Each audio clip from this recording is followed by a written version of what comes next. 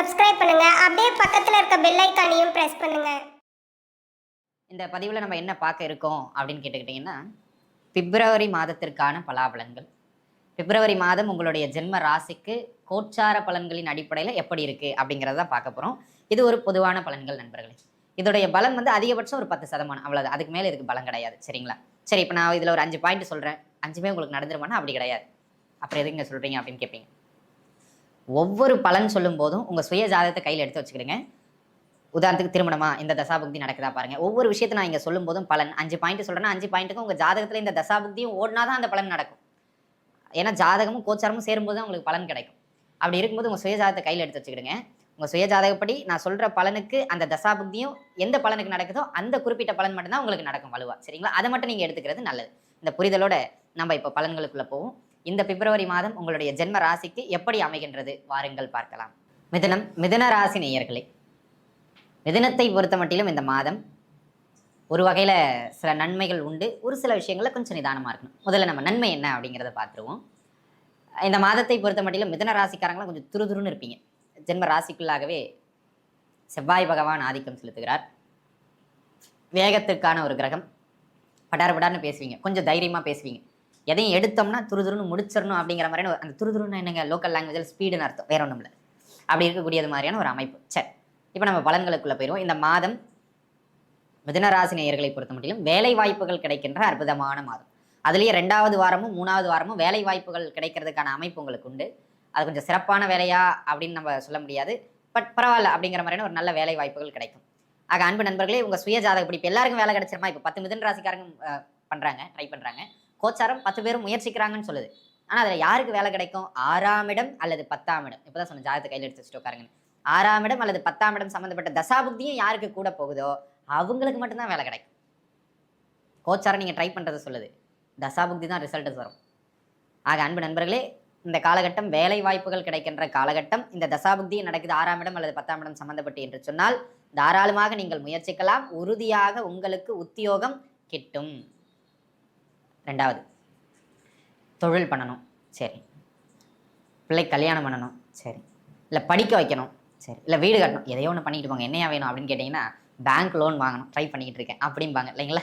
அவங்களுக்கு வங்கி கடன்களுக்காக எதிர்பார்த்து கொண்டிருக்கின்ற நண்பர்களுக்கு அந்த வங்கி கடன்கள் கிடைக்கக்கூடிய ஒரு மாதம் இந்த மாதம்.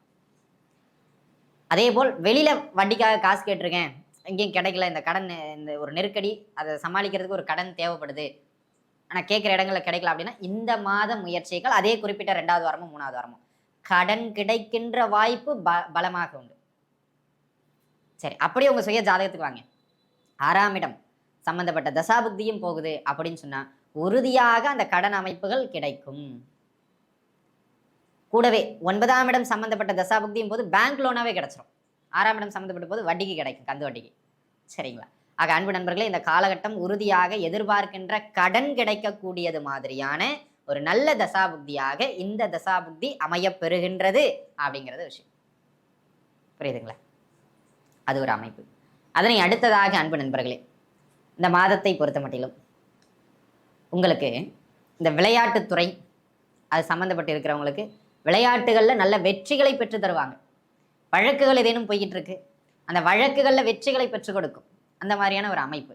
விளையாட்டுத்துறையில் இருக்கிறவங்களுக்கு போட்டிகளில் வெற்றியும், குடும்பத்துக்குள்ளேயே நிறைய விளையாட்டுகள்லாம் நடக்கும். மாமியார் மருமகளுக்கு இடையில, கணவன் மனைவிக்கு இடையில, அந்த மாதிரியெல்லாம். அந்த மாதிரி பொதுவாகவே வெற்றிகளை பெற்றுக் கொடுக்கக்கூடிய ஒரு அமைப்பு இந்த மாதத்தில் உண்டு. கருத்து வேறுபாடுகளில் அப்படியே உங்கள் சுய ஜாதகத்துக்கு வாங்க.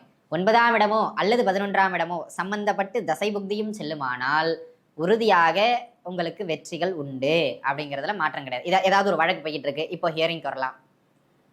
இந்த காலகட்டம் உங்களுக்கு ஜட்ஜ்மெண்ட் சாதகமாக வந்துடும். அந்த வழக்கின் தீர்ப்பு கூட உங்களுக்கு சாதகமாக அமைகின்ற அற்புதமான மாதம். ஆனால் 9ஆம் இடமோ 11ஆம் இடமோ சம்மந்தப்பட்ட தசாபுக்தியும் நடக்கணும். அதான் வெரி இம்பார்ட்டன்ட். சரிங்களா? அது ஒரு அமைப்பு. அதனை அடுத்ததாக அன்பு நண்பர்களே, இந்த காலகட்டம் வெளியூர் வேலை வாய்ப்புகளுக்கு முயற்சிக்கிறவங்களுக்கும் வெளியிடங்களில் வேலை வாய்ப்புகள் அல்லது சொந்த ஊரை விட்டு தொலைதூரங்களில் வேலை வாய்ப்புகள் ஏற்படுகின்ற ஒரு அற்புதமான காலகட்டம். சுய ஜாதகப்படி 12ஆம் இடம் சம்பந்தப்பட்ட தசாபுக்தி நடக்கின்றது என்றால் வெளியூர் போயிட்டு வேலை வாய்ப்புகள் தேடக்கூடிய அமைப்பு, அங்கு கிடைக்கக்கூடிய அமைப்பு இந்த மாதம் உண்டு. ரைட். ஒரு சிலர் வந்து பார்த்தீங்கன்னா வேலை பார்த்துட்டே இருப்பாங்க, சைடில் சின்னதாக பிஸ்னஸ் பண்ண போகிறேன் சார், இல்லை சைட் ஆல்ரெடி ஒரு தொழில் பண்ணிட்டு இருப்பாங்க, சைடில் சின்னதாக இன்னொரு சைடு பிஸ்னஸ் பண்ண போகிறேன் சார். ஒன்றுக்கு மேற்பட்ட உத்தியோகங்கள் செய்பவர்களுக்கும் பொருளாதார நன்மை. ஒரு தொழில் செஞ்சுக்கிட்டு இன்னொரு தொழிலை ஸ்டார்ட் பண்ணணும்னு நினைக்கிறவங்களுக்கு இந்த மாதம் நன்மை. ஆக உங்கள் தொழிலை பல் தொழிலாக மாற்றுகின்ற முயற்சிக்கு இந்த மாதம் உறுதுணையாக அமையும். அப்படியே உங்க சுய ஜாதகத்துக்கு வாங்க. 10ஆம் இடம் அல்லது 11ஆம் இடம் சம்பந்தப்பட்ட தசாபுக்தியும் நடக்குமானால் ஒன்றுக்கு மேற்பட்ட தொழில்கள் செய்பவர்களுக்கு அந்த தொழில் ஓட்டம், தொழில் நகர்வு சிறப்பானதாக அமையக்கூடிய அற்புதமான மாதமாக இது அமையப்பெறுகின்றதுங்கிறது தான் விஷயம். ஆக அதில் நீங்கள் ரொம்ப திருப்தி அடைஞ்சுக்கலாம். அந்த விதத்தில் இந்த மாதம் சிறப்பு மிகுந்த மாதம் அப்படிங்கிறத புரிஞ்சுக்கிடுங்க. அதனை அடுத்ததாக அன்பு நண்பர்களே, இந்த மாதத்தை பொறுத்த மட்டிலும் இந்த இடங்கள்லாம் வந்து உங்களுக்கு நன்மை அப்படின்னு சொல்லப்பட்டுருச்சு. எந்த இடங்கள்லாம் வந்து பார்த்திங்கன்னா கொஞ்சம் கவனமாக இருக்கணும், அதையும் நம்ம பார்த்துக்கிடணும் இல்லையா? வேலை செய்கின்ற இடங்களில் வந்து பார்த்திங்கன்னா கொஞ்சம் தேவையில்லாமல் உடன் வேலை செய்பவர்களோடு சின்ன சின்னதான உரசல்கள் ஏற்படும், கருத்து முரண்பாடுகள் ஏற்படும். ஸோ யாரையும் உடன் வேலை செய்கின்ற இடங்களில் கொஞ்சம் பகச்சிக்காமல் நகர்ந்துக்கிறது நன்மை. ஒருவேளை சுய ஜாதகப்படி 8ஆம் இடம் சம்மந்தப்பட்ட தசாபுக்தியும் வருதுன்னா பகைமைகளை பெரிசாக வளர்த்து கொள்ளாமல் சரிங்கண்ணே பார்த்து விடுங்கண்ணே பண்ணிக்கலாம் அப்படின்னு கொஞ்சம் கலந்துக்கிறது நல்லது. சரிங்களா? ஏன்னா நெகட்டிவ் உங்கள் பக்கம் அதிகமாகிடும், பார்த்துருந்துக்கணும். சரிங்களா? அதே போல் அன்பு நண்பர்களே, தொழில் பண்ணுற இடம் கிடையாது, பொதுவாகவே வம்பு வழக்குகளை, பொதுவாகவே தேவையில்லாத பிரச்சனைகளை குடும்பத்திற்குள்ளாகவும் இருக்கலாம், வெளி வட்டாரங்கள்லையாகவும் இருக்கலாம்.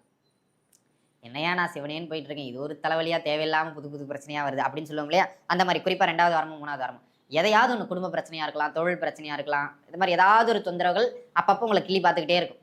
அந்த மாதிரியான ஒரு மாதம் இது. அதுவும் 6ஆம் இடமோ 8ஆம் இடமோ சம்மந்தப்பட்ட தசாபுக்தியும் போகுதுன்னா உறுதியாக கிள்ளி பார்க்கும். அப்போ நம்ம என்ன பண்ணோம்ங்க, கொஞ்சம் பார்த்து நிதானிச்சு இருந்துக்கணும் அப்படிங்கிறது இம்பார்ட்டன்ட்.